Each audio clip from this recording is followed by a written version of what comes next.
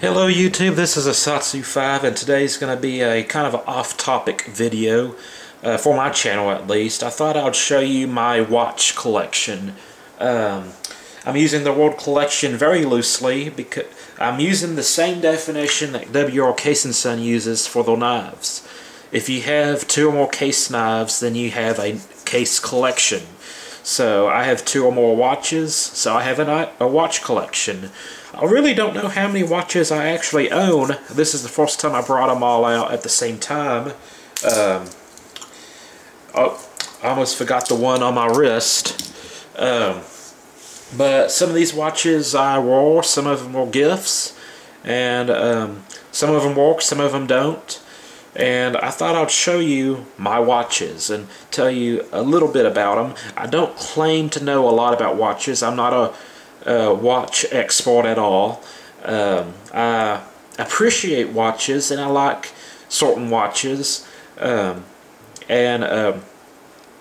it's not my thing. It's not like knives or history or anything like that. It's just something that I've accumulated over years and kind of realized in the recent future that I actually had a watch collection. So let's get started. I'm going to first talk about my last EDC watch. This is the Pebble watch. You've seen it in some of my EDC videos. You can see that this one has a lot of love on it. It's out of battery, I believe. But it is crapping out on me. It's starting to glitch, and the image will freeze up every now and then, so I don't wear this watch anymore. I really liked it because it's a smartwatch, and I could use it as caller ID and get notifications. I originally got this watch when I worked in retail, so I could stay connected to my phone without actually checking my phone in public. So I can see text messages, caller ID notifications, and if I deem them important enough to go into the break room, I could do that without actually getting in trouble of pulling out my phone while I'm on the clock. So that's why I got this watch, and I ended up using it a lot when I switched jobs to a school district, and I can notice phone calls when I'm on a loud mobile, but it don't work anymore, so I'm not really using it. And then walking backwards from there, well, no, I'm going to show you the watch that I currently wear. This is a Fossil analog digital watch. I don't know the model name. I might have a review on this one. I have a review on the Pebble, but this is both analog and digital. So has the time, the seconds, the day, the digital time, and I got this. This is kind of embarrassing, but I never actually learned how to tell time with analog hands. Going through school, I could tell, you know, the o'clocks and 30 and 15, like 3:15, 3:30, 3 o'clock, and all that. But all the other times and stuff, I haven't quite memorized. The 3:45. I don't know why I'm using the third hour, but I am. So I got this watch to train me to use analog, and I still have the digital to kind of rely on. At least, well, you can't use it right now because the minute hand is at 3. But this is how I trained myself to read an analog watch. So that's really one of the reasons why I got this watch. There were other watches that I was interested in, some with Roman numerals, which I want to train myself to read Roman numerals, which I had this watch for a very long time, way before this one, but I'll get into that later. But this was a replacement watch to this watch. Well, it wasn't really a replacement. It was, I was wearing this one at work because it's relatively ugly, and I was wearing this one on the weekends because it looks relatively nice. This watch crapped out on me, so this became my full-time watch, and it's a Fossil. It's pretty beefy. It's almost like a wrap style necklace.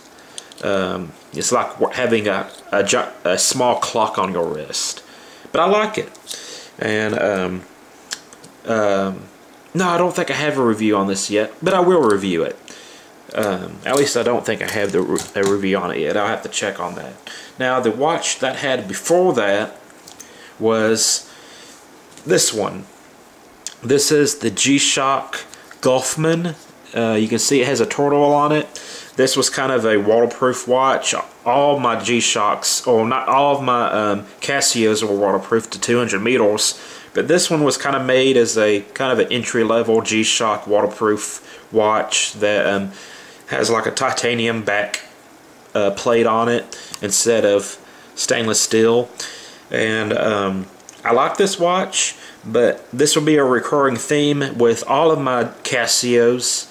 The bands break on them. The bands broke on every single Casio I've owned.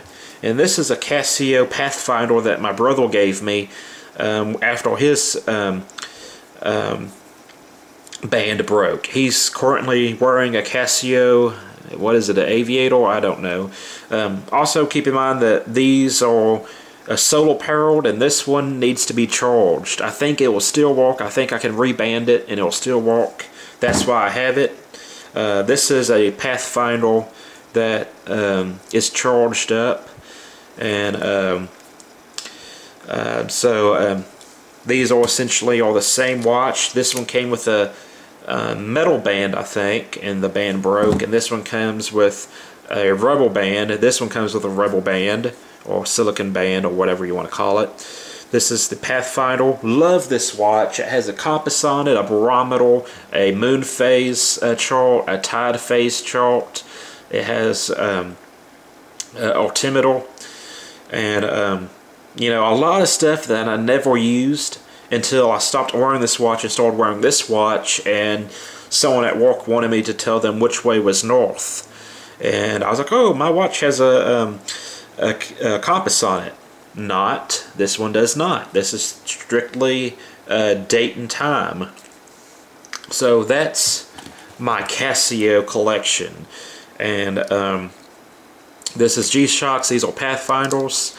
They're all waterproof to 200 meters, which is way deeper than any recreational diver was ever going to dive.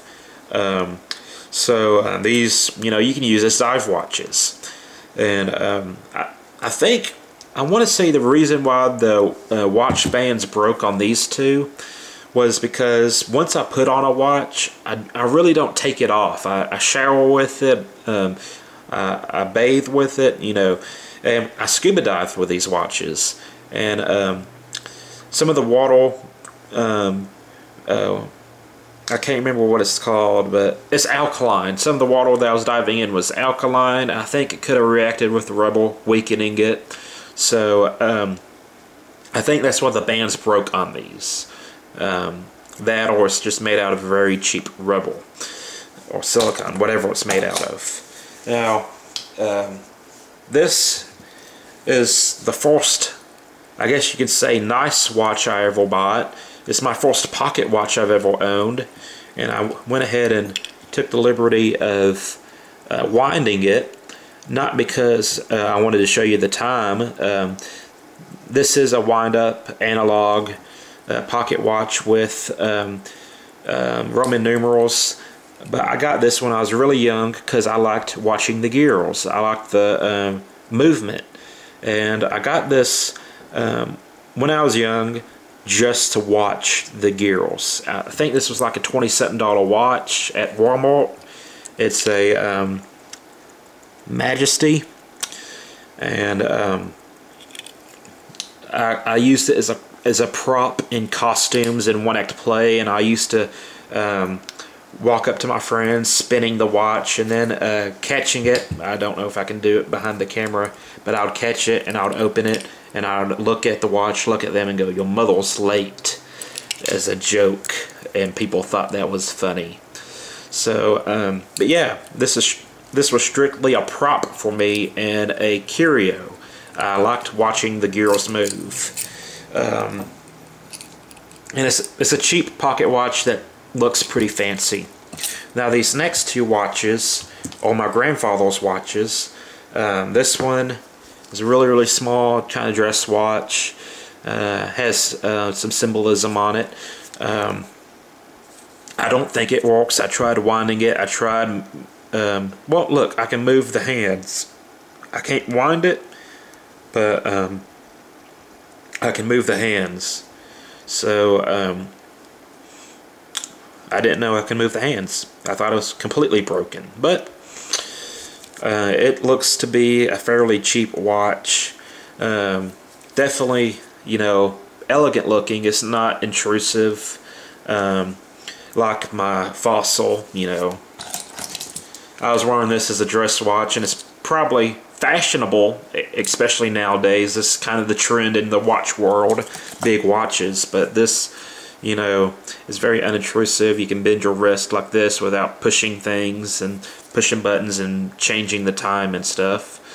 So got this. This was my grandfather's, who has now passed. So it's in the watch collection.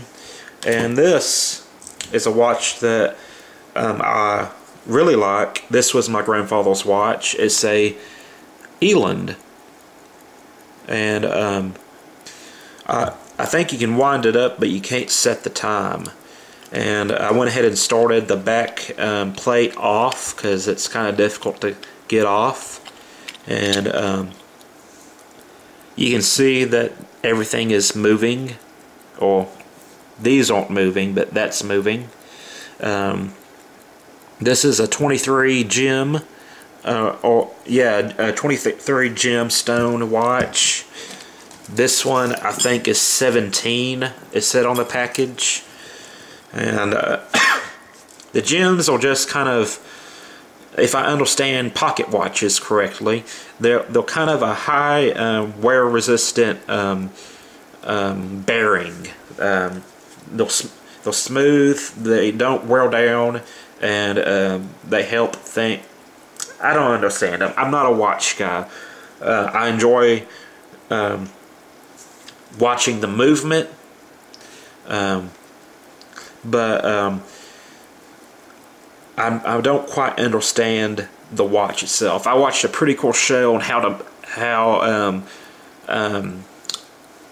certain pocket watches and mechanical watches are made on the Science Channel, but I don't quite understand it, and I'm trying to remember what the stones do. And if I remember correctly, they're a high wear resistant kind of bearing, if you will.